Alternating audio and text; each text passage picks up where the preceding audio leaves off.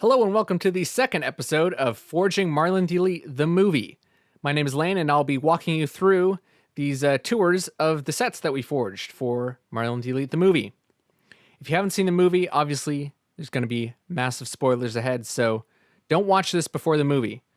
And lastly, if you want to explore these maps further, just search the gamer tag Marlin the Elite in Halo Reach. All of these maps are on that file share. So, here we have the map that we have for the beginning of the car chase. That pretty much goes throughout the entire Forge World area. Just about the entire. So here we have just sort of a spawning area. Up here we have the area where Marlin gets stopped at the one-stop pop-up roadblock. He comes from that tunnel and goes and gets stopped there. Then up on this cliff area up here, that's where the sniper guy is who takes his unsolicited shot at Marlin. So as the chase starts, they drive down here and they drive into this area, which is empty. Obviously, we kind of cheated on the geography a little bit. Hopefully that didn't take people too much out of it, but yeah. So the chase continues. Let me hop in a Warthog here. So we'll go through this first teleporter. That takes us to this cliff edge area. I find that this area doesn't get used a lot. When forging, it's a nice little area. They drive through this canyon. Not much to see here, forging-wise. Off in the distance, you can see what will come later. Our giant Rube Goldberg machine thing. But you're not supposed to see that yet. And in the movie, you don't. Here we have a jump that Marlin goes off of. We have some man cannons at the end to kind of boost so that you can make it to the other end.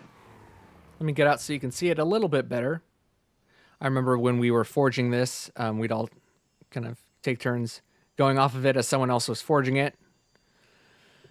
Off in the distance, you can see a section of the map that you might not recognize. That's from a section of the chase, which we ended up cutting from the movie.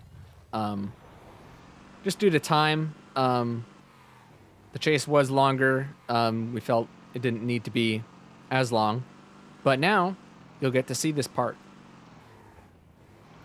So, Marlin would have driven up here, being followed and chased along this narrow cliff area. Very treacherous. The path goes across here and down to the other side. I have no clue if I'm going to make it. It's always tough. Oh, that worked out really well. So Marlin would make it to that side. The other guy fell off somewhere around in here. I remember this took a lot of work trying to make it so that a mongoose could make it across. A lot of work for something that you never saw. So Marlin, at the end, would go off this jump, and he'd tumble down this cliff area. There was a shot of that we used for the teaser trailer, but that didn't make it into the movie. If we had Marlin tumbling down that area, it would kind of make the point later in the chase where he flew off a cliff maybe a little bit less, I don't know, less hair-raising or something. So anyway, Marlin drives through this tunnel area. We have some stuff in here to make it look like a construction area. In the movie, obviously, when he drives through this tunnel, it's supposed to lead to what is a boneyard, the boneyard construction map. Obviously, it does not. But hopefully, the colors got blended enough so that you could sell it. So this other teleporter leads over here. It's a quick way to get to the Rube Goldberg machine. Now, obviously, it's not exactly functioning. When we built it, we didn't have that in mind, that it was going to be a Rube Goldberg machine. We just wanted the chase to get progressively crazier and crazier. So that was something that we added in later just to add another comedic beat. I remember when we filmed this, driving across all this area, even just trying our best, it's still difficult to get across. Maybe in hindsight we should have made it a little bit easier. That would have helped with filming, but oh well. Now you get to see me try. No clue if I'll be able to do this or not.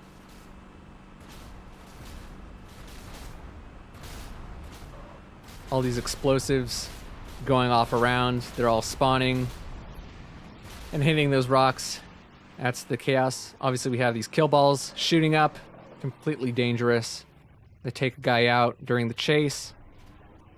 Gotta time this correctly. No. Nope. Okay, lucked out there.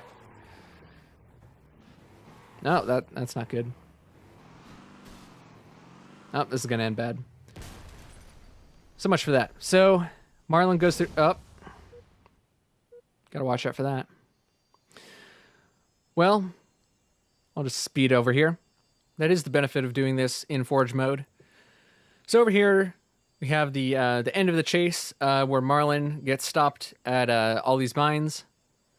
All of the other guys are barreling down here. And they all explode. They all die. Unfortunately, we have all this water going across. When we forged it, we were in split screen.